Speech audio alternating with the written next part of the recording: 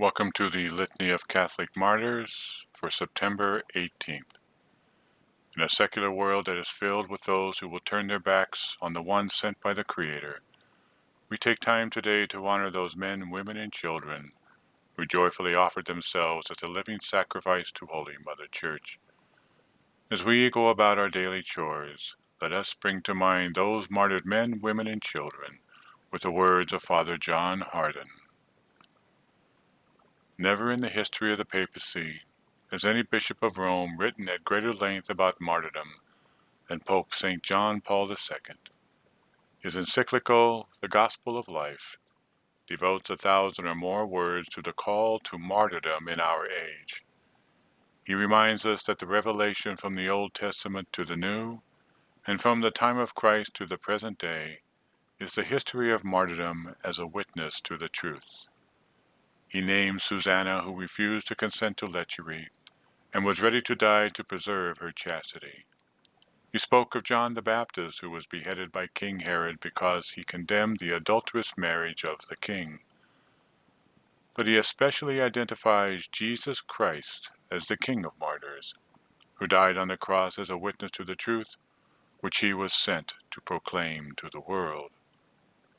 So, the history of courageous practice and profession of the truth has gone on for 20 centuries of Christianity.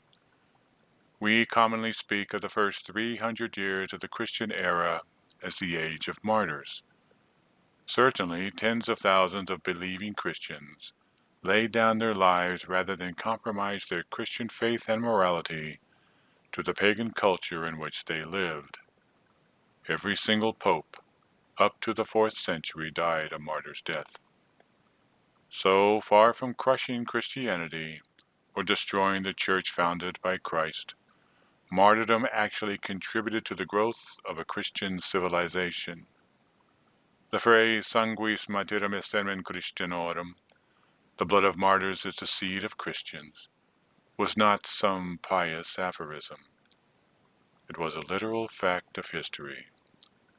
The more blood was shed by Christians in dying for the faith, the more Christianity expanded throughout what had been a pagan world. So in union with that, this following is a list of those the Church asks us to remember on this day. Please pray for all those who had loved ones who were martyred on Easter Sunday in Sri Lanka. Erosimo, St. Joseph of Cupertino, confessor of the Order of the Mennonites Conventual, who was placed among the saints by Pope Clement XIII. On the same day, the birthday of Saint Methodius, Bishop of Olympius and Lucia, and afterwards Tyre, most renowned for eloquence and learning. St. Jerome says that he won the martyr's crown at Chalcis in Greece, so that's probably Chalcis in Greece, at the end of the last persecution. In the Diocese of Vienne, the holy martyr Ferriol, a tribune, who was arrested by order of the impious governor Crispinus, who was cruelly scourged, he was arrested by the order of the impious governor Crispinus. Then he was most cruelly scourged and loaded with heavy chains and cast into a dark dungeon. A miracle, having broken his bonds and opened the doors of the prisons, sounds like St. Paul. He made his escape, but being taken again by his pursuers, he received the palm of martyrdom by being beheaded. Also the Saints Sophia and Irene, martyrs. At Milan, a lot happened in Milan. Saint Eustorgius, first bishop of that city, highly commended by Blessed Ambrose. And finally, at Gortyna in Crete, Saint Eumenus, bishop and confessor.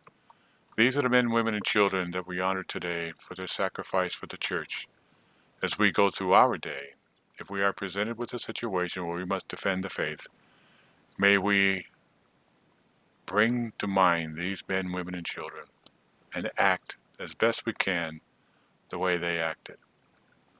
God bless each and every one of you, and thank you for listening to